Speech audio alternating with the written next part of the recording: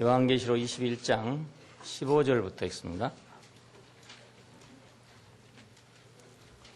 내게 말하는 자가 그 성과 그 문들과 성곽을 청량하려고 금갈대를 가졌더라. 그 성은 네모가 반듯하여 장광이 같은지라. 그 갈대로 그 성을 청량하니 1만 2천 스타디온이요 장과 광과 보가 같더라. 그 성광을 청량함에 144규빗이니 사람의 청량 곧 천사의 청량이라. 거기까지 보겠습니다.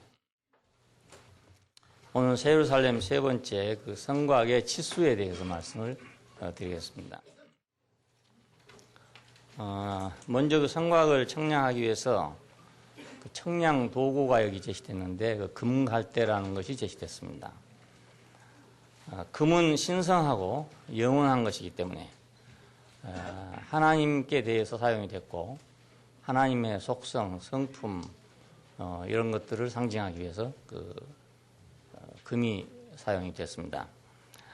성막 안에도 전부가 다 금이죠. 그것은 그 하나님의 신성한 속성을 표시하기 위한 것입니다. 영원하고 불변하고 빛나고. 그리고 이제 갈대는 우리 같으면 늑지하는 그런 갈대인데 아마 이거보다는 좀 다른 것 같습니다만 이걸 규격을 맞춰 잘라가지고 청량 도구로 사용했다고 합니다. 그래서 금갈대 그러면 갈대 하면은 청량 도구, 잣대, 우리말로 잣대 이런 셈이 됩니다. 금갈대다 말은 신성한 청량 도구다 이런 뜻이죠. 그러니까 세상에 어떤 물건을 재는 데는 물건을 재는 척도가 있습니다. 우리 한국에서는 이런 미터법을 사용하니까 모든 이제 기구가 미터로 돼 있죠. 미국 가면 복잡하더라고요. 피트도 사용하고 인치도 사용하고 이러니까 복잡해요. 우리는 우리는 미터법으로 통일돼 있으니까 모든 게 다 미터로 하는데 구라파 쪽으로 가면 뭐 온스에다가 뭐 별거 다 했어요. 그래 아주 복잡하더라고요. 그러나 그건 그 사람들의 그 청량하는 관습에 관한 거기 때문에 우리는 복잡하지만 자기들에게는 거의 편한 거죠. 금갈대 이것은 신성한 청량이다. 하나님의 청량. 하나님의 청량은 하나님의 것을 갖기 위해서 하나님의 몫을 잴 때 이걸로 잰다 이런 뜻입니다. 하나님의 것은 하나님의 성품으로 잰다. 그러니까 우리가 음식을 먹을 때도 우리 몸에 맞는 어떤 음식을 먹잖아요. 그것도 사실은 청량해서 먹는 셈입니다. 쌀을 먹고 보리를 먹고 이런 것은 왜 돌을 안 먹냐? 그럼 청량을 해보니까 이건 돌은 우리 몸에 안 맞다. 그래서 안 먹는 거죠. 마찬가지로 금갈대는 하나님의 청량이니까 하나님이 자기에게 필요한 것을 청량하려고 계산하려고 하는 그런 척도죠. 잣대. 이 잣대에 맞냐 안 맞냐 그것입니다. 그러니까 이 척도에 맞느냐 안 맞느냐. 이 척도는 신성한 본성의 청량입니다. 그러니까 하나님은 뭘 필요로 하냐? 자기하고 함께 살려면 자기의 본성과 합해야 되기 때문에 그 본성에 합하냐 이것이 이제 하나님의 그 청량의 기준입니다. 세상에서는 이제 사람을 평가할 때 그 사람이 능력이 얼마나 있느냐, 무슨 일을 할 수 있느냐 이런 걸 기준으로 해서 평가를 하게 되죠. 그런데 하나님은 자기 자신에게는 그런 일이 필요 없잖아요. 그러다 보니까 자기하고 함께 살 사람을 찾는다고요.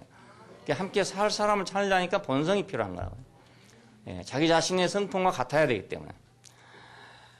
사람이 걔하고 살 수 없듯이 하나님도 마찬가지로 자기의 본성과 맞지 않는 사람하고는 살 수가 없어요. 아담이 독취하는 게 좋지 못하니 내가 그를 돕는 배필을 지으리라 하시고 하와를 지었을 때 그 여러 생물들을 아담에게 이끌어오니까 아담이 그 이름 한 바가 곧 이름이 되더라 그럽니다.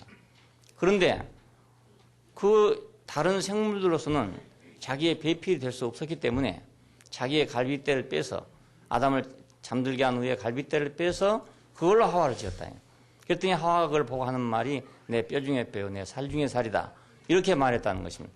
이건 내 본성 중에 본성이다. 이런 말과 같습니다. 아담은 육신이니까 내 뼈 중에 뼈요 살 중에 살이다. 이렇게 표현했지만 하나님으로 말한다면 이건 내 본성 중에 본성이다. 자, 우리가 제일 좋은 예가 예수님을 하나님 보셨을 때 이는 내 사랑하는 아들이요 하는 말은 내 본성 중에 본성이다 그런 뜻입니다. 내 뼈 중에 뼈요 살 중에 살이다 이런 말입니다. 내 아들이란 말은. 아들은 내 몸에서 나왔고 내 생명에서 나왔기 때문에 내 생명 중에 생명이고 내 뼈 중에 뼈고 살 중에 살이고 그렇잖아요. 마찬가지로 하나님이 예수 그리스도를 볼 때 이는 내 뼈 중에 뼈요 살 중에 살이다. 이렇게 말할 건데 하나님은 뼈나 살이 없기 때문에 이는 내 사랑하는 아들이요. 이렇게 표현한 것입니다. 자, 그러니까 예수님을 왜 좋아하시냐? 하나님이 왜 좋아하시냐? 자기 본성에 맞으니까 좋아하신단 말이에요. 예. 예수님이 뭐 위대한 일을 해서 좋아한 게 아니고 자기의 본성에 맞으니까 아들이라고 그럽니다. 큰 일을 하는 건 사실은 천사가 더 잘할 수 있죠. 그렇잖아요? 그렇지만 천사보고는 아들이 하지 않고 예수 그리스도를 가르쳐서 내 아들이 한 것은 자기 본성의 표현이라는 뜻입니다. 자, 이걸 볼 때 우리는 하나님 무엇을 우리가 찾고 있는가를 알 수 있죠. 금갈대로 뭘 청량하려고 그러는가? 자기 자신의 소유를 청량하려고 하는 것이다. 자기의 소유를 청량하려는 것이다. 자, 하나님의 소유는 그 성분이 신성해야 된다. 예. 부피가 커도 안 되고 뭐 위대하다고 되는 것도 아니고 놀랍다고 되는 게 아니고 그 성분이 신성해야 된다. 하나님에게 적합해야 되기 때문에 이걸 우리가 보면서 하나님을 단지 어떤 그 사업가로 생각하면 안 되죠. 많은 종교인들이 하나님을 사업가로 잘못 생각한 것 같아요. 그래서 온통 어떤 사업을 해서 하나님께 영광을 돌릴 것이냐 이렇게 모두 생각하고 있어요. 근데 하나님은 사실은 사업가가 아니란 말입니다. 사업가가 아닙니다. 자기의 배필을 찾고 있는 분이지 사업가가 아닙니다. 우리에게는 사업이 필요할지 모르지만 그분에게는 사업이 필요한 게 아니라 배필이 필요합니다. 자, 이것을 볼 때 오늘 하나님께서 교회를 어떤 기준으로 청량하시는가 하는 것에 대한 명백한 기준이 나오게 되죠. 어떻게 교회를 뭘 보고 그럼 교회라 할 것이며 어떤 교회를 보고 이것이 참 합당한 교회라 할 것인가 어떤 교회를 보고 정말 정통적인 교회라 할 것인가 여기에 대한 분명한 기준이 나왔단 말입니다. 근데 세상에서는 뭐 교리적으로 정통이냐 아니면 또 제도적으로 정통이냐 뭐 이런 걸 가지고 정통이냐 아니냐 이런 생각을 모두 하고 있으니까 참 한심한 일이죠. 이건 우리가 생각해도 잘 알고 보면 너무 한심한 일이에요. 그냥 그분의 관심과는 전혀 별개의 어떤 기준을 가지고 지금 생각하고 있는 거니까 남을 그렇게 판단하는 사람은 자기도 역시 그런 사람 아니겠어요? 자기가 남을 교리로 예를 들어 정통이냐 아니냐라고 판단하고 있다는 것은 자기가 지금 교리적으로 정통이라 그 말입니다. 제도적으로 그렇게 판단하고 있는 사람은 자기가 제도상으로 정통이다 이런 뜻이거든요. 하나님은 그런 정통을 찾는 게 아니고 신성한 본성의 정통을 찾고 있습니다. 예, 그건 교리나 제도는 교회 청량의 기준이 될 수가 없어요. 우리가 2장 3장에서 7교회를 봤잖아요. 7교회를 또 볼 때 그건 청량이죠 하나에. 예, 이 교회들은 이렇게 말하고 저렇게 말하고 이기는 자에게는 이렇게 하겠다고 말씀하실 때 그건 일종의 그분의 잣대로 청량을 한 것입니다. 근데 그 잣대로 청량할 때 뭘 청량하고 있냐? 그분 자신의 본성으로 청량하고 있다. 그분 자신의 본성은 예수님에게서 거의 드러났으니까 예수님의 성분, 그 인격이 기준이 된다. 그 인격이 그 교회를 구성하고 있느냐 아니냐. 그 교회는 그 인격으로 만들어졌냐 안 됐냐. 이걸 보는 거지. 뭐 그 교회가 뭐 여의도에 있냐 백두산에 있냐 이걸 보는 것도 아니고 그 교회가 사람이 몇 명 모이냐 이걸 보는 것도 아니고 그 교회에서 어떤 역사가 일어나고 있느냐 이걸 보는 것도 아니단 말입니다. 예. 그 아들의 성분이 예수 그리스도의 인격으로 그 교회가 구성이 되었고 있느냐 아니냐 그걸 하나님 보신다 그 말입니다. 우리는 만일 저기 아프리카나 어디 그런 지역에 가서 본다면 이것이 동물이냐 사람이냐 이렇게 보겠죠. 거기 여러 가지 동물들이 많이 있는데 가보면 이게 동물이냐 사람이냐 그렇게 보겠죠. 그리고 동물 중에서 이것은 원숭이냐 뭐 침판치냐 이렇게 보겠죠. 사람하고는 아주 다른 거란 말입니다. 예, 그 밀림지대에서 누굴 찾게 사람을 찾고 있지 않겠습니까? 혼자 지금 떨어진 사람이. 예, 그래 볼 때마다 호랑이냐 뭐냐 다 보지만 이게 사람이냐 짐승이냐 둘 중에 하나로 본다고요. 둘로 본다만. 하나님도 마찬가지로 교회를 볼 때 이것이 자기의 성분의 표현인 예수 그리스도의 그 인격으로 구성된 것이냐 만들어진 것이냐 아니면 다른 걸로 만들어진 것이냐 이걸 본다 그 말입니다. 아담은 하와에게서 뭘 봤습니까? 자기의 성분을 봤습니다. 이게 내 뼈냐 아니냐 이걸 봤죠. 예? 뭐 잘생겼냐 못생겼냐 이걸 본 게 아니고 내 뼈냐 아니냐 이걸 봤단 말입니다. 그러니까 교회를 청량하는 유일한 기준은 그분의 성분이란 걸 알 수 있습니다. 교회 청량의 유일한 기준은 예수 그리스도 자신입니다. 그 이외의 것은 교회 청량의 기준이 될 수가 없어요. 그 이외의 것은 세상에 나가도 다 있어요. 세상 다른 뭐 기업체나 회사나 이런 데 다 가면은 오늘날 사람들이 찾고 있는 그런 게 다 있다고요. 어디 제도도 있고 교리도 있고 다 있어요. 단지 뭐가 없냐? 예수의 성분이 거기 없는 겁니다. 성분이 없는 겁니다. 삼성회사 그러면 거기는 교회들보다 더 좋은 제도가 있고 더 좋은 교리도 있고 그렇죠. 예, 그 지식, 삼성을 경영하는 교리 그 있을 거 아니겠습니까? 그러니까 저기 잘 되는 거예요. 좋은 교리와 좋은 제도를 갖고 있기 때문에 잘 된단 말이에요. 뭐 인재제일주의 이렇게 삼성에서는 표시를 해놨더라고요. 그래가지고 유일하게도 삼성에서는 지금 뭐 데모가 없잖아요. 예, 데모가 없어요. 그러니까 이제 데모하는 민주노총이나 이런 총회에서는 어떻게 하면 저 삼성을 갉아먹을까 하고 생각하는 거예요. 왜냐하면 이게 노총이 이게 효과가 없다 이 말입니다. 그러면 삼성에서 막 억압을 해가지고 그런 거냐? 그렇지 않단 말입니다. 우리는 어느 회사보다도 제일 대우를 잘해주겠다 이거예요. 예. 제일로 해주겠다. 딴 데서 100원 주면 나는 110원 주고 딴 데서 110원 주면 나는 120원 주겠다 이거예요. 그런데 왜 데모를 하냐 이겁니다. 그렇잖아요. 그러니까 안 하는 거죠. 그러니까 거기는 정말 훌륭한 교리와 훌륭한 제도와 훌륭한 경영 능력이 있는 거잖아요. 예. 우리나라 같이 지금 노조가 강성인 나라가 드물거든요. 옛날에 한때 영국이 그랬다가 영국이 막 기울어져가지고 대처가 나와가지고 때려잡았잖아요. 예, 도저히 안 되니까. 근데 우리가 지금 그런 짝이 됐거든요. 대처 같은 사람이 지금 필요해요. 우리 형편에서는. 그러니까 세상에서는 오늘날 교회들이 자랑하고 있는 것보다 훨씬 더 좋은 게 더 많이 있어요. 훨씬 많이. 그건 싸움도 안 하고 갈라지지도 않고 교회는 뭐 맨 싸우고 갈라지고 그러잖아요. 근데 그건 갈라지도 않고 분열도 안 하고 남이 뭐라고 안 하면 잘해요. 근데 남이 뭐라고 했으니까 지금 그렇지. 그러니까 교회를 청량하는 하나님의 유일한 척도는 예수 그리스도 자신이다 그것입니다. 다른 건 다 딴 데도 있으니까 그걸 청량하지 않는다 이겁니다.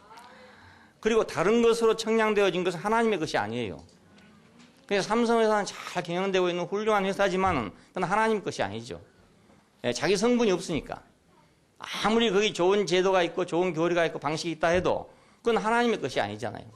그건 이건희 씨의 것이든지 뭐 삼성 주식회사니까 주주들 것이든지 그렇죠. 그건 하나님 것은 안 돼요. 하나님 것이 되려면 유일하게 그분의 성분이 있어야 그분의 것이 될 수 있습니다. 그냥 교회 청량의 유일한 기준은 아주 명백하게 밝혀졌습니다. 금갈대로 청량한다.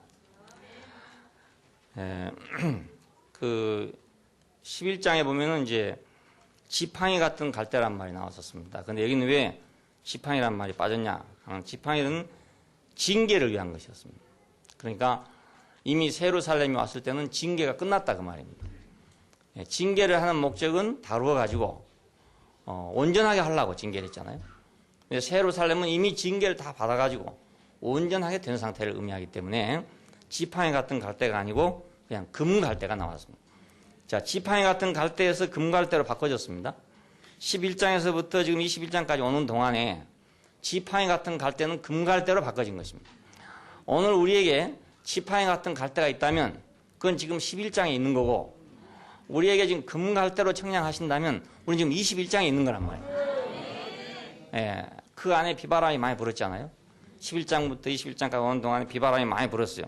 왜 비바람이 많이 불었던가? 그것은 이 징계를 끝내고 온전하게 하나님의 소유가 되게 하기 위해서 그랬습니다. 그러니까 혹시 우리에게 비바람이 온다면 그것은 온전하게 하기 위한 징계다.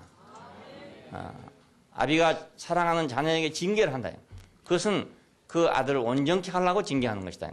하나님도 역시 마찬가지입니다. 자, 새하늘과 새 땅 안에는 그 안에 있는 새 예루살렘에는 더 이상 징계가 필요하지 않다. 예, 온전하게 됐다 이겁니다.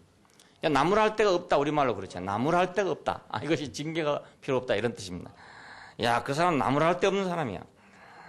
야, 이제는 그 나무랄 데 없는 사람이야. 옛날에 그 참 나무랄 데가 많았는데 요즘 보니까 참 아무리 봐도 나무랄 데가 없다. 예, 그 이제 금갈대로 청량할 때가 됐다 그 말입니다. 예, 새 예루살렘은 각 세대를 거치면서 각 단계를 거치면서 전부 시험을 거쳤어요. 예, 그리고 징계를 거쳤어요. 그래서 없어질 건 다 없어지고 남을 것만 남게 됐습니다. 예, 불타야 될 건 불타고 없어질 건 없어지고 다 그렇게 남을 것만 남았어요. 그러니까 우리 인생에도 우리가 어떤 과정을 거치고 있는데 이것은 시험을 거치는 그런 과정입니다. 없어질 것이 없어져야 되는 그런 과정이죠. 우리가 형제하고 부딪힌다. 교회 안에서 뭐가 껄끄럽다. 이런 건 모두 뭐냐면 그 없어질 것을 없어지게 하기 위한 처리 과정이죠. 처리 과정. 그러니까 이 시험을 잘 거치면 이제 처리할 것이 다 없어지고 남을 것만 남게 될 거 아닙니까? 남을 것만. 예, 남을 것만 남으면 아무리 봐도 나무랄 데가 없네 이런 사람이 되는 거죠. 나무랄 데가 없네. 글씨 쓰시는 분이 그렇더라고요. 평생 붓글씨 쓰신 분이 자기가 글씨 써놓고 하는 말이 그래요. 이거 봐라고. 여기가 뺄 게 있느냐 이겁니다. 뺄 게 있느냐. 예. 그러니까 처음 글씨 쓴 사람들이나 서툰 사람들 보면 글씨를 잘 써놓은 것 같지만 뺄 게 많아요.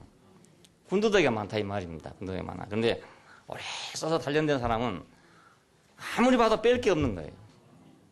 여길 좀 이렇게 했으면 좋겠는데 그런 것도 없고 여긴 좀 가늘게 했으면 좋겠는데 그런 것도 없고 뺄 게 다 빠져가지고 괴목처럼 아주 있을 것만 싹 남아있다 이런 뜻입니다. 이렇게 쓴 글씨가 잘 쓴 글씨라고 그러대요. 저도 옛날에는 어떤 글씨 잘 쓴 글씨 잘 기준을 몰랐어요. 그랬는데 그 양반 하신 말씀이 그렇더라고요. 자기 어려서부터 평생을 아픈 날을 빼놓고는 매일 글씨 썼대요. 평생을 썼대요. 그런 분인데 그렇게 얘기를 해요. 참 아까운 분인데 세상을 떠나셨고 또 세상에 이름을 많이 날리지 못했어요. 이름 내려면 것도 여러 가지 그 기술이 필요한데 그런 걸 안 했기 때문에 기술이 안 나왔어요. 정말로 글씨는 잘 쓰신 분이라고 생각돼요. 그건 많은 심판을 거쳤다. 많은 징계를 거치고 많은 시험을 거쳤어요. 그래서 그렇게 된 것입니다. 심판은 멸망을 시키기 위한 것이니까 주로 세상에 대해서 계시록에 보면 심판이 임해졌고 징계 이것은 온전하게 하기 위한 것이니까 자기 백성에 대해서 내려졌어요. 자, 그러고 난 다음에 청량하게 됐습니다. 이것은 소유하기 위한 것입니다. 하나님이 소유하실 수 있는 건 얼마나 복된 것인가. 그리고 하나님이 소유할 수 있는 건 얼마나 또 온전한 것인가. 하나님의 소유 그러면 사람이 가지고 있는 소유하고는 성질이 다릅니다. 나는 내가 집을 소유할 수도 있고 보석을 소유할 수도 있고 물건을 소유할 수 있잖아요. 근데 그것이 아무리 좋은 거라 하더라도 그것과 나는 달라요. 예, 내가 아무리 좋은 보석을 가지고 있고 내가 정말 사랑하는 그런 그 애장품을 가지고 있다 하더라도 그건 나하고 다르다 말입니다. 나는 아니죠. 근데 하나님이 자기가 사랑해서 소유한 것은 하나님하고 하나인 것입니다. 예. 하나님은 하나님 아닌 다른 것을 소유할 수가 없어요. 자기 자신의 성분이 아닌 다른 건 소유할 수 없단 말입니다. 예, 내가 다이아몬드를 아무리 가지고 있다 하더라도 다이아몬드는 내 성분이 아니잖아요. 내 취향일 뿐이지 내 성분이 아니에요. 근데 하나님이 자기가 소유하신 소유물은 그런 내 취향이 아니고 그분의 취향이 아니라 그분의 성분이니까 그분의 소유가 된다는 것은 바로 그분 자신과 하나라는 걸 의미합니다. 그렇지 않겠어요? 이는 내 사랑하는 아들이요. 그랬을 때 그 아들은 우리가 육신적으로 말하면 아버지하고 아들이 달라요 이렇게. 근데 하나님 안에서는 아버지하고 아들이 다르질 않아요. 예. 하나님은 영이시니까 다를 수가 없어요. 단지 하나님은 숨어 계신 분이고 아들은 나타나신 분이다 이렇게 생각하는 게 제일 좋아요. 예. 아버지는 숨어 계신 분을 가리켜 아버지라 하고 아들은 나타나신 분을 가리켜서 아들이라 한다. 그러니까 이는 내 사랑하는 아들이요 그 말은 이가 바로 나다 이런 말과 마찬가지예요. 예, 나의 표현이다 이런 말입니다. 내 표현이다. 내가 나타나면 이렇게 된다 이런 뜻이죠. 그런데 그분의 금갈대로 청량된 사람은 얼마나 복된 것인가. 또 그분의 금갈대로 청량된 교회는 얼마나 온전한 교회인가 이것입니다. 오늘 우리는 지금 우리가 불완전하지만 온전하지는 않지만 단지 우리가 자부심을 갖고 있고 감사하고 있는 것은 금갈대의 청량 안으로 들어와 있다. 예, 심판의 청량 가운데 있지도 않고 우리는 금갈대의 청량 가운데 와 있기 때문에 이 기준 속에 들어있는 거라야 언젠가는 그 기준에 맞는 것이 되지. 다른 기준 속에 들어있는 것은 아무리 가도 그게 될 수가 없어요. 예, 다른 데서는 그것이 될 수가 없으니까요. 그러니까 청량하는 사람이 누구냐, 무엇으로 청량하냐 하는 그 세계가 구별되어 있단 말입니다. 하나님의 청량 안으로 들어와 있냐, 아니면 세상의 청량 안으로 들어가 있느냐, 이런 말입니다. 지금 다 완전하지는 않아요. 자, 그러니까 세상에 있는 것들은 세상의 청량 기준으로 청량한 것이고, 자, 하나님 안에 있는 건 하나님의 청량 기준으로 청량한 것이니까, 하나님의 청량 기구로 청량해서 합격한 것은 온전한 것이 되는 것입니다. 성 본체의 치수를 얘기했는데 12,000 스타디온이라고 그랬습니다. 이 스타디온이라는 것이 우리는 이제 안 쓰는 거니까 잘 모르는데 지금으로 계산하면 약 185m에 해당된답니다. 1스타디온이 185m. 로마 자로에서 한 600척 된다 그럽니다. 근데 12,000 스타디온이라는 말은 우리가 뭐 185m를 몇 번 곱했느냐, 600을 몇 번 곱했느냐 이런 의미가 아니고 유태인들이 그 숫자를 사용하는 개념은 수학적인 것도 아니고 과학적인 것도 아닙니다. 이것은 상징적이고 은유적이고 그렇습니다. 그래서 12,000 이렇게 말할 때는 12의 1000배잖아요. 1000배입니까? 만배입니까? 12의 1000배. 12,000 스타디온. 그걸 염두에 두고 한 말이지 이게 뭐 몇 메타냐 되냐 기냐 짧으냐 이런 얘기를 하고 있는 게 아닙니다. 12,000 스타디온 12의 1000배다. 자, 12는 뭔가? 그것은 3과 4를 곱한 숫자니까 새 예루살렘의 모든 기본 구조는 3과 4입니다. 방주의 기본 구조도 3과 4입니다. 자, 그러니까 그 하나님 세계, 하나님 나라 안에 그 구조, 표현된 하나님 나라 안의 구조는 3과 4로 되어 있습니다. 3은 하나님 숫자고 4는 사람 숫자입니다. 그래서 하나님과 사람이 합해진 거, 하나님과 사람이 곱해진 거. 그래서 7이라는 숫자는 하나님과 사람이 합해진 걸 말하고 12이라는 숫자는 하나님과 사람이 곱해진 걸 말하고. 자, 우리는 맨 처음에 2장 3장에서 7이라는 숫자가 나왔습니다. 7 금등대, 7 교회. 이것은 합해졌다는 뜻입니다. 자, 그러나 이 합해진 것은 온전하지 않은 것이 온전히 빼기가 쉽단 말이에요. 근데 이제 새 예루살렘 안으로 들어올 때는 다 곱해진 것으로 들어옵니다. 땅 위에 있는 교회가 잠시 동안 3과 4로 구성되지만 하늘에 있는 이 교회는 장차 이 말 하늘에 있는 이 교회는 영원한 교회는 3과 4를 더한 것이 아니라 3과 4를 곱한 것이다 이겁니다. 그래서 12라는 숫자가 등장하게 됩니다. 12라는 숫자. 오늘 우리에게 아주 이게 중요하죠. 이스라엘은 12지파, 예수님의 사도들은 12사도, 성곽의 기초석은 12기초석, 문은 12, 전부 12로 되어 있잖아요. 자, 우리는 지금 12라는 그 세계 안에, 12라는 개념 안에 우리가 지금 들어와 있습니다. 3과 4를 곱한 세계. 자, 지금 교회도 3과 4를 더한 세계에 있는 교회도 있고 3과 4를 곱한 세계 안에 들어와 있는 교회도 있고 그렇습니다. 3과 4를 더한 세계는 사람들이 크게 말하지 않아요. 왜냐하면 3과 4가 항상 따로 있으니까. 근데 3과 4를 곱해보면 따로 있질 않는다고요. 그래서 사람들이 좀 혼란스럽게 생각을 해요. 왜냐하면 저거 이상하다 이렇게 생각한다든지, 지도 사람이고 나도 사람인데 이렇게 생각한다든지, 자기들도 사람이고 우리도 사람인데라든지 이런 생각을 왜 하냐면 더해진 것을 보고는 그런 생각 안 하는데 곱해진 걸 보고는 이거 아리송하단 말입니다. 3과 4를 곱했는데 언제 12가 돼버렸네.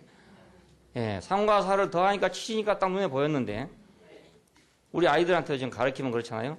셋하고 넷하고 놔두고 이거 몇 개냐 7 딱 된단 말이에요. 자, 7 놔두고 이것은 몇하고 몇이냐 셋하고 넷이다 딱 알아요.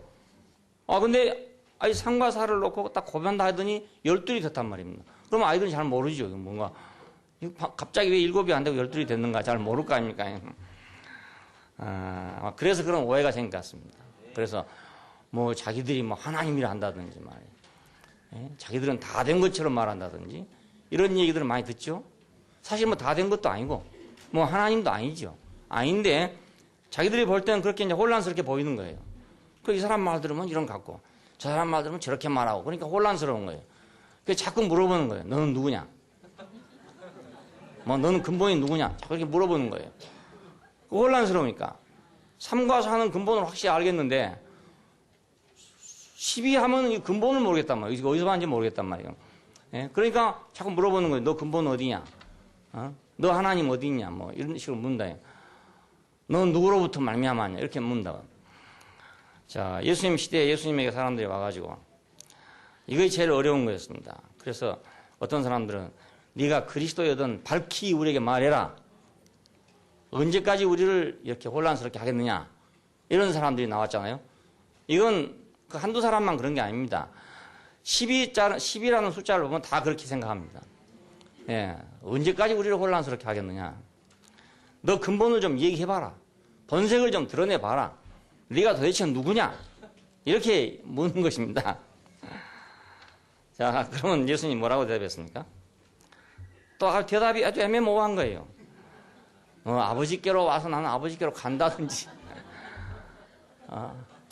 나는 하나님께로부터 와서 하나님께로 간다든지, 뭐, 나는 내 혼자 아무것도 안 한다든지, 뭐, 나는 스스로 하는 것이 아무것도 없다든지, 뭐. 이 더 알쏭달쏭한 거라, 더 혼란한 거라. 저희들한테 와서 그런 사람이 있어요. 어떤 형제에게 당신의 근본은 누구냐? 그러면 어떤 형제가 내 근본은 목사입니다. 이 목사입니다. 그러면 아니 예수님이 근본인데 왜 사람 보고 근본이라 하나? 이렇게 할 거 아닙니까? 그럼 그 사람 의문이 또 생긴다고요. 그럼 나한테 와요. 당신의 근본은 누굽니까? 라고 또 물어본다. 그럼 내가 할 수 없이 예수님이다 이렇게 말하면 그럼 그 말은 맞는 것 같네. 근데 그러면 그 형제 하는 거는 이건 뭐냐? 그 형제는 왜 예수님이라고 안 하고 당신은 왜 예수님이라고 하냐 이거라. 그 사람이나 당신이나 사람 똑같은 사람인데 왜 그렇게 말하냐 이거라. 이거 참 딱하다니까요. 이러니까 이렇게 그 사람이 하는 말이나 그 사람의 삶을 보고 그 사람의 근본이 뭐구나라고 아는 사람은 그건 물어보지 않아요. 물을 필요가 없는 거예요. 물을 필요가 없는 거예요. 왜? 그건 이현례도 아니고 예수도 아닌 거예요. 알고 보면. 근데 그 말을 못 알아듣니까 그게 안 보이니까 그게 말하는 거예요. 그러면 이제 또 가서 물어볼 거 아닙니까? 예수님한테 가서 그 사람 또 물어볼 거라. 아니 당신의 근본은 어디요? 누구요? 이러면 뭐 나의 근본은 상고의 태촌이라. 이건 무슨 소리인지 알 수가 있습니까? 이게. 그러니까 내 근본은 예수다 이러면은 그 말은 맞다 이렇게 생각한다고 다. 근데 사실은 그건 모르는 말입니다. 전혀 모르는 말이에요. 아는 것 같지만 그냥 교리로 아는 거지 그건 전혀 모르는 말입니다. 그 사람을 보고 저 사람의 근본은 뭐구나 이렇게 알아야 되는 거지. 뭐 내가 예수다 그랬다 해서 맞고 아니다 해서 틀리고 이렇게 알고 있는 것은 모르는 거다 이겁니다. 자 이제 그러니까 우리 안에서 그렇게 듣고 있는 사람이 어떤 사람이 그럽니다. 이제 아무개 형제는 자기가 그 형제를 좋아하고 자기가 형제를 따르는데 그 형제는 자기 근본이 목사님이라 하더라. 그러면 나는 근본이 누군가? 나는 그 형제가 형이 난 내 근본이다. 그럼 자기가 또 어디 가서 이제 말씀을 전하든지 누구한테 얘기하면 그 사람 보고 내가 너 근본이니까 넌 나보고 근본이다 해. 또 이렇게 됩니다. 그래서 이제 할아버지 뭐 아들 손자 뭐 이래가지고 계보를 정해놔두고 내 근본은 누구니까 너는 근본은 나야. 이것도 아주 모르는 것입니다. 지금 아주 모르고 한 말입니다. 안 것 같은데 모르는 말입니다. 전혀 모르는 말. 자, 예수를 알기가 이래서 좀 아리송합니다. 예수님이 그런 분이잖아요. 그분을 보고 그분의 말을 듣고 저거 어디서 나오는구나. 저 말이 어디서 나오고 저런 삶이 어디서 나오는구나. 그걸 봐야 되지. 뭐 누구냐, 무엇이냐, 뭐 이렇게 물어갖고 알 수 없어요. 그럼 물은 사람한테 아무리 대답해도 그건 안 돼요. 그건 내가 예수라고 대답해도 안 되고 하나님이라고 대답해도 안 되고 내가 예수라고 대답하면 자기는 맞다고 생각해요. 맞다고 생각하지만 자기는 모르는 거죠. 그때 시대가 그 시대 같으면 내가 예수가 내 근본이다 그러면 그건 나보고 또 죽일 놈이라고 그래요. 근데 지금은 이제 시간이 오래 흘러가지고 예수님 뭐 하나님 같이 됐으니까 내가 예수님이 내 근본이다 그래도 말 안 하면 옳다고 그런다고. 그때 같았으면 그렇게 말하면 큰일 나죠. 예. 그러면 그 사람은 또 예수한테 찾아가서 너 근본은 누구냐 이렇게 물어볼 사람이라고요. 그냥 오늘이나 그때나 똑같은 거예요. 이것이 똑같은 거예요. 그 어떤 한 실제를 못 보면 똑같이 그 시대나 지금은 똑같습니다. 유태인이나 우리나 똑같습니다. 예. 성번체의 치수가 1만 2천 스타디오입니다. 이거 얼마인지 모르죠. 얼마인지 모르죠. 단지 이 기본 구조는 3과 4다. 기본 구조가 3과 4다.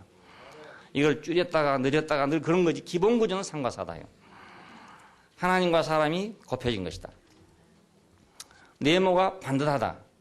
이것은 모든 면이 완전하다. 이런 뜻입니다. 네모가 반듯하다. 이 말이니까. 기울어짐이 없다. 똑같다. 그거 똑바른 사람이야. 이런 말 있잖아요. 똑바른 사람이야. 이건 이제 네모가 반듯하다. 이런 뜻입니다. 장과 광이 같다. 길고 짧음이 없다. 이겁니다. 자, 우리 교회를 보면, 자, 네모가 반듯한 그것이 이제 온전한 것입니다. 온전한 건데, 이제 한쪽 면은 길고 한쪽 면은 짧고 이래가지고 네모가 잘 안 되고 말이에요. 네모는 네모인데 이것이 뺐다가 네모도 있고 여러 가지 있잖아요. 그렇게 되면 좀 불안전한 거죠. 그래서 오늘 우리가 지금 겪고 있는 과정은 그것이 네모가 반듯해 가는 과정입니다. 네모가 반듯해 가는. 아이들 보고요, 네모를 그리라 그러면 처음에는 빼딱하게 다 그려놔요. 이상하게 다 그려놓는다고요. 네모도 아니고 세모도 아니고 이런 걸 그려놓는다고요. 근데 자꾸 늘 자기가 개념이 생겨요. 개념이 생겨가지고 네모가 반듯하게 그려놓습니다. 오늘 교회도 마찬가지입니다. 우리는 처음에는 네모를 그린다고 그려도 이것이 세모인지 네모인지 다섯모인지 잘 모르게 그려놓습니다. 그런데 차차 가면, 과정을 거쳐가면 네모가 반듯해진단 말이에요. 우리의 성품이나 우리의 인격이 처음에는 그냥 어디서 광산에서 바로 나온 것처럼, 그 원광석처럼 그렇게 생겼는데, 이거 이제 시간을 지나서 연단을 받으면서 이것이 네모가 반듯해지죠. 그러면 이제 어디서 봐도 똑같다, 이 말이에요. 어느 면을 봐도 똑같습니다. 그전에는 어떤 면을 볼 때는 참 그 사람 반듯한데, 어떤 면은 보면 저거 엉망이야. 이렇게 된단 말이에요. 그럼 동쪽 면은 반듯한데 서쪽 면은 잘못됐다. 이런 뜻이 되는 거죠. 예, 그래서 지금 우리는 과정을 겪고 있는 겁니다. 모든 면이 반듯하려고. 모든 면이 반듯하려고. 예, 장과 광이 같다. 이것도 마찬가지로 길고 짧은 게 없다.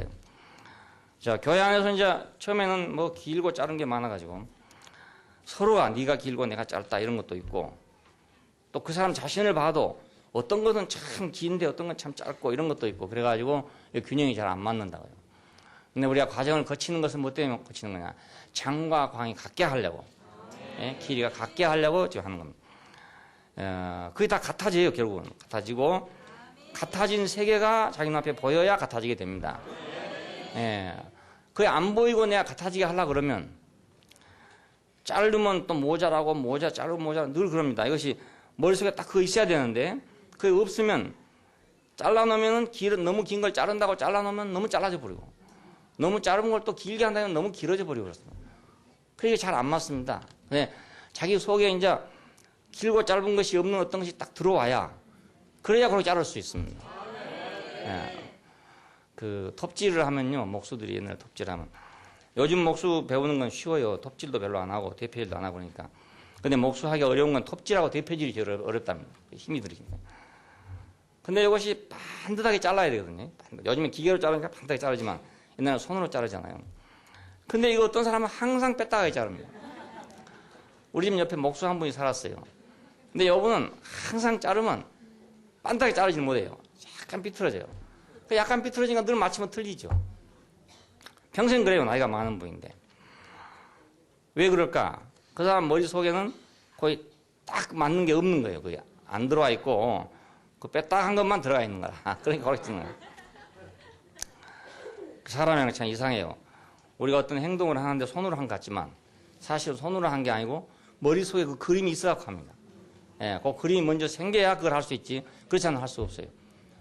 수영을 해도요, 내가 몸으로 막 움직인 것 같잖아요. 몸으로 움직인 것 같지만 그렇지 않고 머릿속에 그 물을 타고 가는 그림이 딱 완성돼야 된다고요. 예, 그래야 그렇게 된다고요. 예. 그러니까 그 그림이 완성되기 전까지는 내가 아무리 해도 그게 안 돼요. 어느 날 그 그림이 자기 속에 딱 떼어지면 됐죠. 운전도 마찬가지입니다. 자기 속에서 먼저 그림이 딱 생겨야 됩니다. 자, 네모가 반듯하고 장과 광이 같더라요. 자, 12,000 스타디움이다. 완전한 크기다. 이건 확장의 크기입니다. 곱하는 것은 이제 무한정 커질 수 있다는 걸 의미합니다. 더한 건 딱 한정되어 있지만 곱한 것은 무한정 커지는 걸 의미합니다. 그러니까 이스라엘 백성, 하나님의 백성은 무한히 커져야 될 거 아닙니까? 하나님의 어떠하신 만큼 커져야 된다고요. 왜냐하면 그분의 형상이고 그분의 모양이 되려면 그분의 어떠함과 같아야 되기 때문에 그만큼 커져야 되죠. 그렇죠? 내가 지금 100kg나 150kg의 체중을 가지려면 내 피부, 내 껍데기도 그만큼 커져야 된다고요. 예. 내가 말 150kg의 체중을 가질 수 있는 살이 내 속에 있는데 내 껍데기 피부가 한 말짜리 자루밖에 안 된다 이러면 50kg짜리 자루밖에 안 된다 그러면 못 들어가죠. 근데 이것이 참 생명은 묘하게 생긴 것이 자동적으로 같이 늘어나도록 돼 있어요. 그래서 아무리 살이 쪄도 가죽 찢어졌다는 사람 없어요.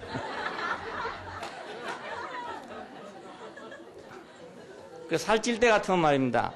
저렇게 찌다가 터지지 싶은데 살 터졌다는 사람 아마 기네스북에도 없지 싶어요. 아주 정말 잘 만들어 놨어요. 하나님 나라, 그 나라는 하나님의 크기와 같이 커져요. 예, 그분의 성분의 어떠함과 마찬가지로 그만큼 커져요. 그러니까 12,000 스타디움이라는 말은 그런 개념입니다. 장과 광과 고가 같다. 또 두 번째 그랬는데 이건 정육면체라는 뜻이죠. 장과 고가 같으니까. 자, 이 정육면체가 어디에 있냐 성경에 보면은 지성소가 정육면체로 되어 있습니다. 성막 안에 있는 지성소는 10규빗 곱하기 10규빗이다 되어 있는데 이것은 장과 광과 고가 다 같습니다.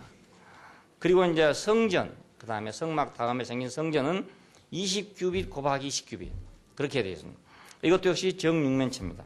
새 예루살렘은 12,000 스타디움이다. 그러니까 12 곱하기 1000이다 이 말이거든요. 1000이란 말은 유태인들에게 아주 많다는 뜻입니다. 많은 숫자를 말할 때 1000이라고 합니다. 우리는 많은 숫자를 말할 때 만이라고 말합니다. 만. 근데 이 사람들은 많은 숫자를 말할 때 1000이라고 말합니다. 그러니까 새 예루살렘은 12이 1000배다 이겁니다. 12이 1000배다. 자, 지성소가 점점 커졌습니다. 성막 때는 10규빗, 성전 때는 20규빗, 자, 새 예루살렘 때는 12,000 스타디움. 자, 점점 커졌죠? 그러니까 극대화된 지성소라고 할 수 있죠. 새 예루살렘은 뭐냐? 극대화된 지성소다. 그 이제부터는 성막이나 성전은 10규시면 10규빗으로 딱 정해져 있었어요.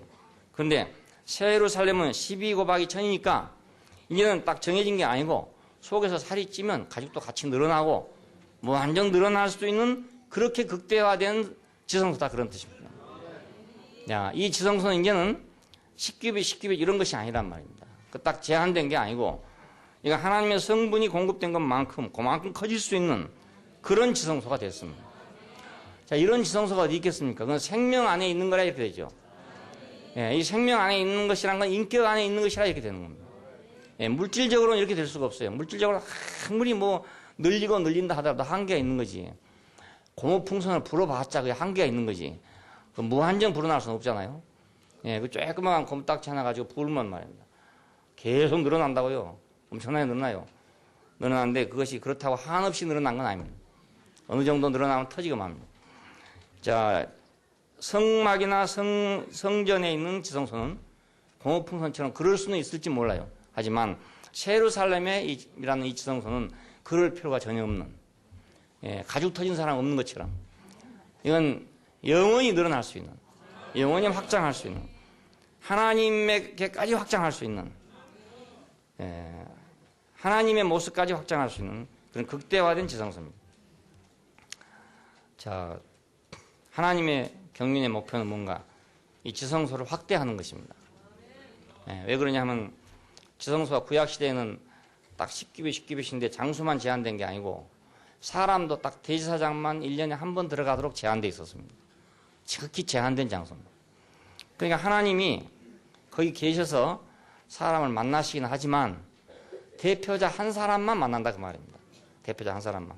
그러니까 대단히 옹색하지요. 온 백성이 다 있는데 온 백성을 다 만나지 못하고 한 사람만 딱 만나니까. 그것도 1년에 한 번 겨우 만나니까. 자, 이런 제한된 지성소에서 하나님은 영원히 계시기를 원하시겠습니까? 그분은 어떻게 하면 이 지성소가 확대돼가지고 무한히 확대해서 온 백성이 다 오는 그런 지성소가 될 수 있을까? 이게 소원 아니겠습니까? 그러니까 하나님의 경륜의 목표는 이 지성소를 확대하는 데 있습니다. 자, 신약시대에 와가지고 예수님께서 자기 피로, 그 피로 이 성소의 휘장을 찢어가지고 새롭고도 사한 길을 열었다. 히브리서에 보면 그렇게 됩니다. 자, 이것은 이제 제사장 한 사람만 겨우 들어갈 수밖에 없었던 그 제한된 지성소가 예수의 피로 구속받은 모든 사람이 참여할 수 있도록 열려졌다 이런 뜻입니다. 이것이 실제화된 것이 새 예루살렘입니다. 그러니까 구약시대하고 아주 다르죠. 구약시대는 물질로도 제한되어 있었고 사람으로도 제한되어 있었습니다. 그러나 신약에 오면 얘는 물질적인 세계가 아니니까 예수의 피로 구속받은 사람에게 그 문은 언제든지 열려있는 문이다. 자, 새 예루살렘은 바로 사람이 그리 들어가는 게 아니라 사람 자신으로 구성된 것이기 때문에 그건 사람이 있는 것만큼 계속 그것은 커지는 거예요. 우리가 10명 가지고 네모를 만드는 거하고 100명 가지고 네모를 만드는 거고 1000명 가지고 네모를 만드는 거하고 다르죠. 마스킹 같은 거 해보면 그렇잖아요. 사람이 많을수록 늘 커지는 거예요. 자꾸 이렇게. 네모는 똑같은 네모고 원은 똑같은 원인데 사람 많으면 늘 커지는 거지. 자꾸 커지는 거죠. 새 예루살렘은 그런 거에 딱 그겁니다. 왜냐하면 사람들로 구성된 것이니까 사람이 많으면 많을수록 늘 커져야죠. 적으면 또 적어져야 되고. 그렇죠? 자, 이것은 하나님을 접촉하고 누리는 그 영역이 물질적인 영역에서 인격적이고 영적인 영역으로 바꿔졌다는 걸 의미하고 그 구성 성분이 물질이었던 것이 인격으로 바꿔졌다는 걸 의미합니다. 사람으로 바꿔졌다는 걸 의미합니다. 자, 그 안에 들어가서 대제사장은 1년에 한 번씩 이제 그 시은소에다가 피를 뿌리고 그리고 나왔었죠. 자, 그런데 이제 교회 생활, 이 신약시대 생활은 피를 뿌리고 나오는 생활이 아니라 내가 그 자체가 되는 생활이니까 그 지성소 자체가 되는 생활이니까 나는 항상 하나님을 보고 접촉하고 경배하고 섬기고 누리고 그냥 그 말만으로 부족하고 그냥 살고 있는 거다 그것입니다. 제가 지성소로 살고 있는 거다. 지성소로 사는 것 그것이 신약이다 이겁니다. 지성소로 사는 것. 우리가 문자적으로 말하면 새롭고도 사한 길을 열어놨다. 누구나 들어갈 수도 열어놨다 이렇게 표현하지만 사실상 새 예루살렘은 그 들어가고 나가는 그런 문제가 아니고 바로 그것이 된다 그 말입니다. 그 새 예루살렘 자체가 되는 걸 의미합니다. 자, 그러니까 오늘날 교회 생활은 지성소의 생활이죠. 비록 지금 온전치는 않다 하더라도 지성소의 생활입니다. 이는 더 이상 물질적인 지성소는 없습니다. 물질적인 공간의 지성소는 없어요. 천당도 만일 있다면 그것은 천당이 될 만한 사람들로 구성되어야만 될 것입니다. 천당이라는 공간, 물질적 공간이 있는 게 아니고 천당이라는 영역이 만들어지려면 천당이 될 수 있는 사람들로서 그것이 구성돼야 그 영역이 될 수 있지. 물질적인 영역으로서의 천당이라는 건 없습니다. 분명히 없습니다. 나보고 뭐 천당 있냐면 자꾸 물어봐서 하는데 분명하게 없습니다. 그런 건. 물질적으로 만들어진 천당은 없습니다. 천당은 물질이 아니란 말입니다. 이제 더 이상 묻지 말길 바랍니다. 확실히 얘기했으니까 뭐 이당이 돼도 좋고 뭐지 할 수 없어 이건. 물질적인 천당은 없습니다. 천당이 있다면 그것은 천당이 될 만한 사람들로서 구성된 영역과 세계가 있을 수는 있습니다. 이건 천국이죠, 알고 보면. 그건 천국이죠. 그건 물질적인 것이 아니죠.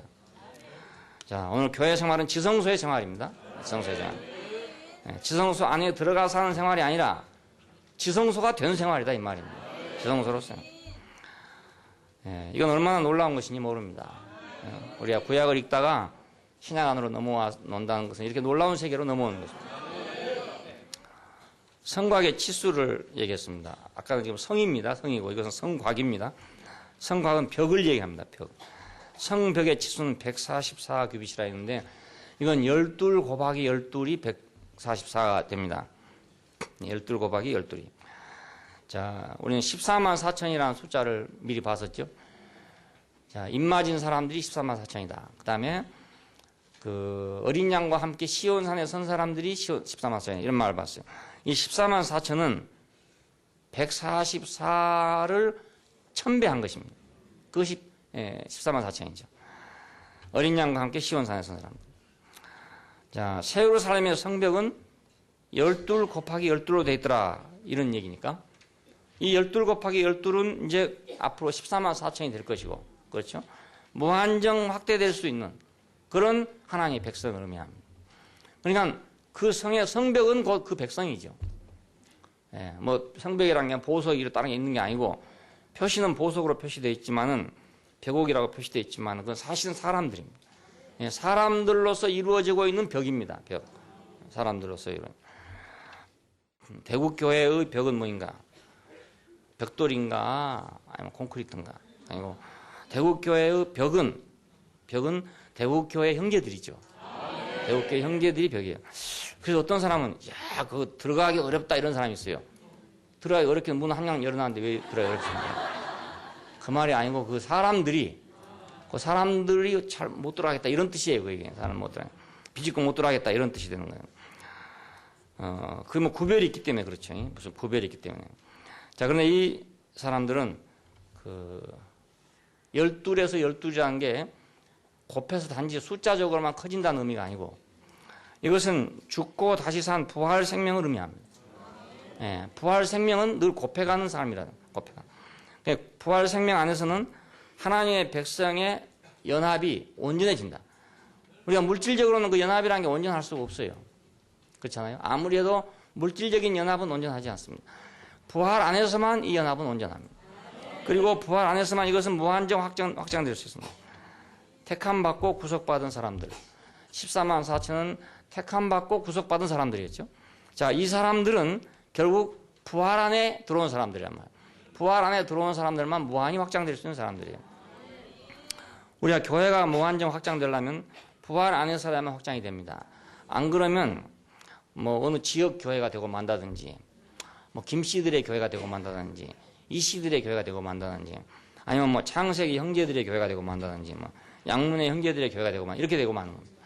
예, 부활 안에 오면은 이제 부활 안에 오면 그것이 다 아니고 그렇죠? 그것이 다 아니잖아요. 그렇기 때문에 그는 무한한 연합이 가능하고 그는 뭐 나이가 많은 사람이나 적은 사람이나 남자나 여자나 뭐 먼저 온 사람이나 나중 온 사람이나 그런 게 다 상관이 없죠. 부활 안에서는. 자, 육신 안에 있을 때는 거의 다 관계가 있어요. 먼저 온 사람이 있고 나중 온 사람이 있고 나이 많은 사람이 있고 뭐 적은 사람이 있고 다 차이가 있어요. 좀 더 깨달은 사람이 있고 덜 깨달은 사람이 있고 다 차이가 있는데 부활 안에서는 이것이 없어요. 자, 없으니까 이것은 무한정 연합이 가능하죠. 자, 우리 교회가 이제 벽이 다 없어지려면 칸막이 벽이 다 없어지려면 부활 안에 와야죠. 네. 칸막이 벽이 안 없어지는 것은 부활 안에 있지 않기 때문에 그렇다. 그러면 이제 양문에는 장세기 안으로 들어올 수가 없고 장세기는 양문의 안으로 들어갈 수 없고 이렇게 벽이 생기는 거라고요. 예, 그래서 우리는 부활이 필요합니다. 그래서 죽는 것이 필요합니다. 죽고 다시 사는 것이 그래서 필요합니다. 자, 이걸 청량해놓고 하는 말이 이 청량은 사람의 청량 곧 천사의 청량이다 그랬습니다. 왜 그런가 하면 부활 안에서의 청량은 사람의 청량과 천사의 청량이 같다는 뜻입니다. 자, 천사의 청량을 왜 여기서 얘기했냐면 마태복음 22장에 보면은 부활 때에는 장가도 시집도 아니가고 하늘에 있는 천사들과 같으니라 이런 말 했어요. 야, 부활 때에는 천사들과 같으니라. 이 말은 육신의 그런 경계선이 없다 이 말입니다. 경계가 없다. 부활 때에는. 자, 그러니까 자, 이 청량은 사람이 청량하나 천사가 청량하나 같다 그 말입니다. 네. 그러기 전에는 사람의 청량 다르고 천사의 청량 다를 수밖에 없죠. 사람은 육신을 가지고 있고 천사는 육신이 없으니까 육신이 있는 자와 없는 자의 청량은 서로 다를 수밖에 없잖아요. 그런데 부활 때에는 그런 게 아니기 때문에 사람의 청량이 곧 천사의 청량이다 이것입니다. 자, 부활 안에서 그러니까 144규빗 영원하고 무궁한 그 연합이 가능합니다. 예. 우리는 교회가 이제 무한정 확대되고 무한정 변화되는. 이건 부활 안에서입니다. 부활 안에서니까 꼭 이 안에만 있는 것이 아니고 밖에도 있고, 예. 어디 가도 있고, 어디를 가도 만나지게 되고, 다 하나가 되고 이런 거죠. 그렇다고 해서 이것이 뭐 우주적 교회다 이런 의미 아닙니다. 어디가 있어도 예수 믿는 사람은 있으면 다 교회다 이런 의미가 아닙니다. 어디서 만나도 다 교회가 된다 이 말입니다. 어디서 만나도 다 교회. 서울과 만나면 서울서 교회가 되고, 부산과 만나면 부산서 교회가 되고, 어린아이와 만나면 어린아이와 교회가 되고, 어른과 만나면 어른과 교회가 되고, 이렇게 어디서 만나도 다 하나로 연합된다 그런 뜻입니다. 이것은 신성한 청량입니다. 그러니까 하나님의 소유는 부활 안에 있는 것이고, 이건 영원하고 신성한 것이기 때문에 하나님의 소유, 하나님이 무한하신 것처럼 그의 소유도 무한합니다. 예. 그러니까 교회 청량의 유일한 기준은 바로 금갈대, 그분의 신성한 생명으로의 청량. 자, 이것이 교회 청량의 유일한 기준입니다.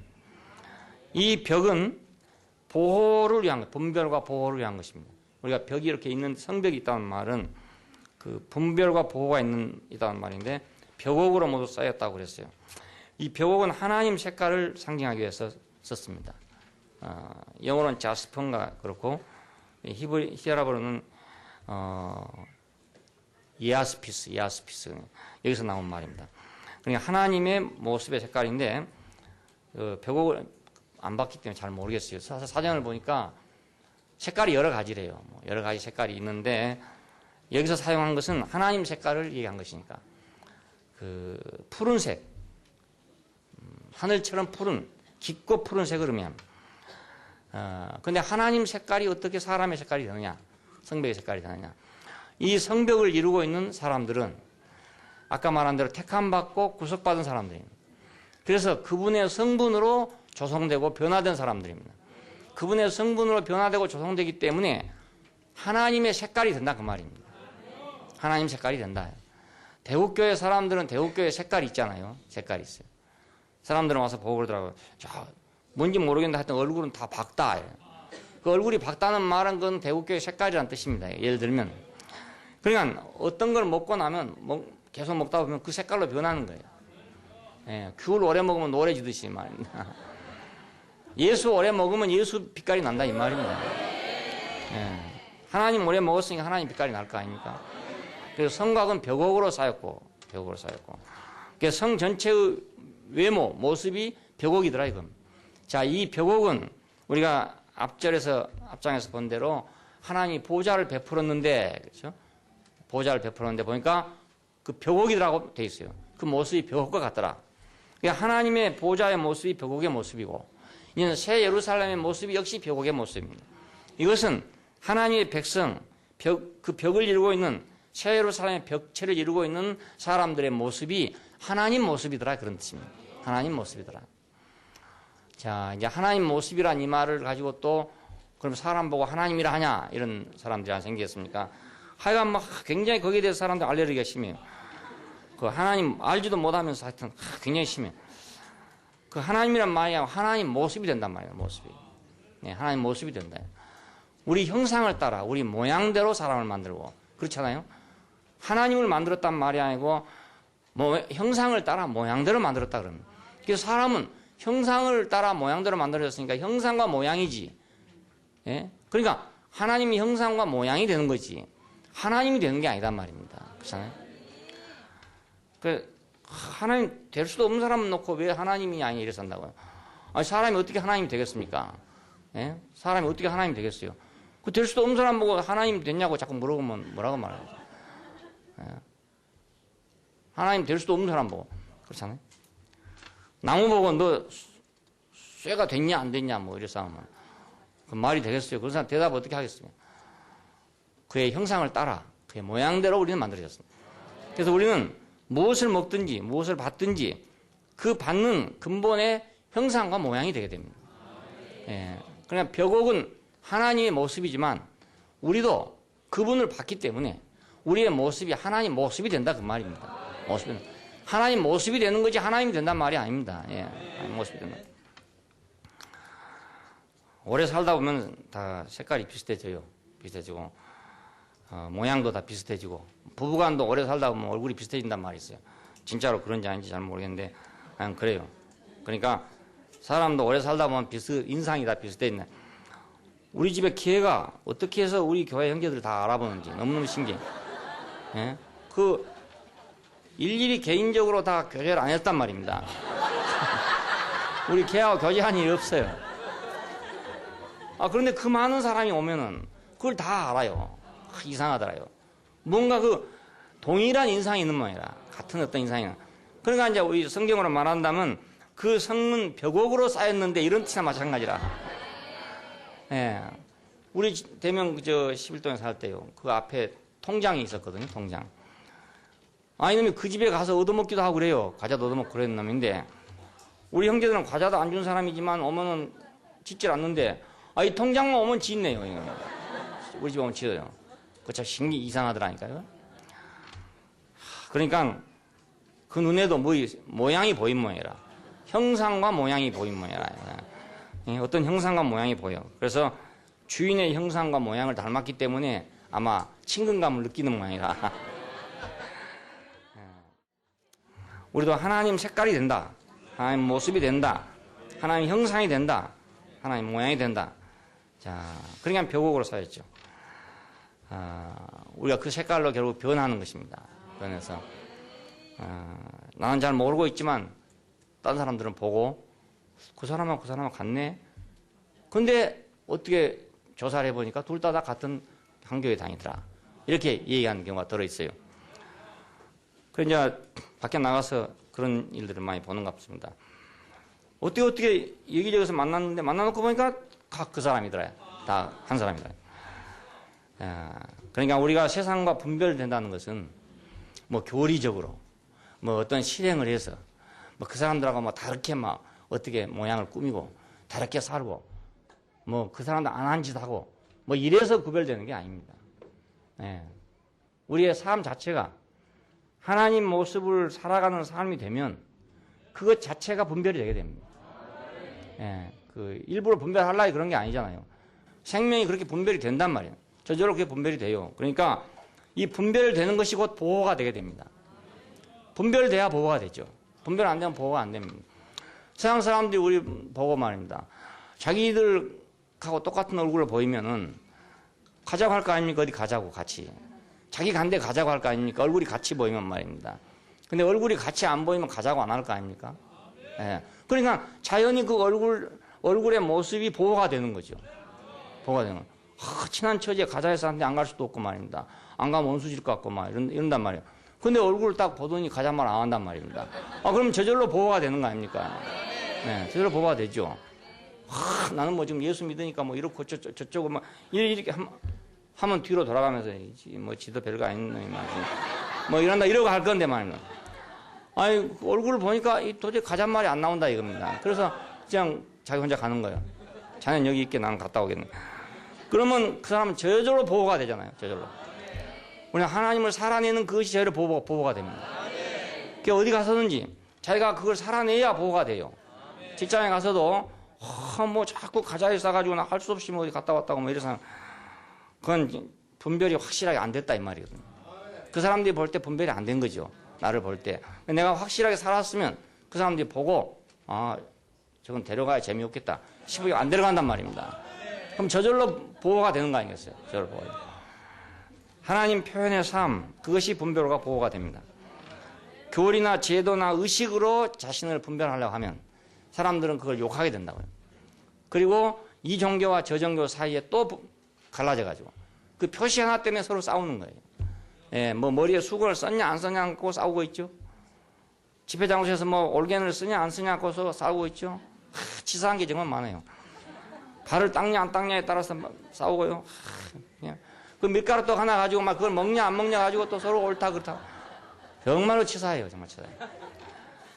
하나님 표현의 삶을 살면 저절로 분별될 건데 그런 가지고 분별하고 보호하려니까 너무 치사한 일이 생기지 않습니까?